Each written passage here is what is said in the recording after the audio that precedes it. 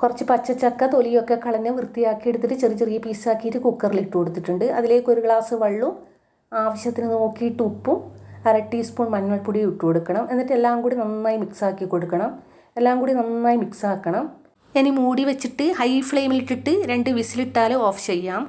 അപ്പോഴേക്ക് നമുക്ക് മറ്റ് ഇൻഗ്രീഡിയൻസ് ഉണ്ടാക്കാം. ഒരു മിക്സി ജാറിലേക്ക് അരമുറി തേങ്ങ ഇട്ട് കൊടുക്കണേ. അതിലേക്ക് ആവശ്യത്തിന് വെള്ളം കൂടി ഒഴിച്ചു കൊടുക്കണം.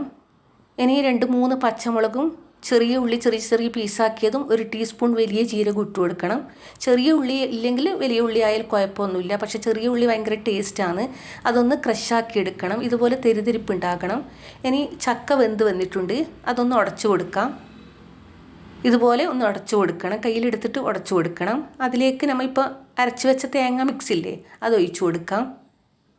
എന്നിട്ട് എല്ലാം കൂടി നന്നായി മിക്സാക്കി കൊടുക്കണം. ഹൈ ഫ്ലെയിമിലിട്ടിട്ട് തിളപ്പിച്ചെടുക്കണം. നല്ല ടേസ്റ്റാണ് ഈ മഴക്കാലത്ത് ഇത് കഴിക്കാൻ വേണ്ടിയിട്ട്. നിങ്ങൾ ഇതുപോലെ തന്നെ ട്രൈ ചെയ്ത് നോക്കണം. ഇതുപോലെ തിളച്ചിട്ട് നമുക്കിത് ഓഫ് ചെയ്യാം.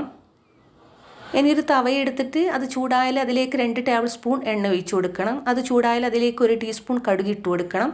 അത് പൊട്ടി വന്നാൽ കുറച്ച് കറിവേപ്പില, കുറച്ച് വെളുത്തുള്ളി, ചുവന്ന മുളക് ഇതെല്ലാം ചെറിയ ചെറിയ പീസാക്കി കട്ടാക്കിയത് ഇട്ട് കൊടുത്തിട്ട് അത് മൂത്ത് വന്നാൽ ഓഫ് ചെയ്യണം. എന്നിട്ട് ഇപ്പോൾ ചക്ക ഓഫാക്കിയിട്ടില്ലേ അതിലേക്ക് ഒഴിച്ചു കൊടുത്തിട്ട് എല്ലാം കൂടി നന്നായി മിക്സാക്കി കൊടുക്കണം. നന്നായി മിക്സാക്കി കൊടുക്കണേ. ഇത്രയും മതി. ചൂടോടുകൂടി കഴിക്കണം. ഒരു പ്രത്യേക ടേസ്റ്റാണ്. കുരുവും ചക്കച്ചോളയും എല്ലാം കൂടിയിട്ട് ചെറിയ ചെറിയ പീസാക്കി ഉടച്ചതല്ലേ. കട്ടൻ ചായയുടെ കൂടെ കഴിക്കണം. ഒരു പാത്രത്തിലേക്ക് ഉപ്പും മഞ്ഞളും ഇട്ടിട്ട് പുഴുങ്ങിയെടുത്ത കൊട്ടിലെ ബീഫാണ് അത് ഇട്ട് കൊടുത്തിട്ടുണ്ട്. അതൊന്ന് തിളച്ച് കുറുകി വന്നാൽ ഈ ചക്കയിൽ നിന്ന് പകുതി ഭാഗം ഇട്ട് കൊടുക്കാം. ചക്ക ബീഫും കൊട്ടും ഇട്ടിട്ട് വെച്ചത് എല്ലാവരും കഴിക്കണം എന്നില്ലല്ലോ. അതുകൊണ്ടാണ് പകുതി ഭാഗം ഇട്ട് കൊടുക്കുന്നത്. ബാക്കി പകുതി ഇതുപോലെ കഴിക്കാത്തവർക്ക് വേണ്ടിയാണ്.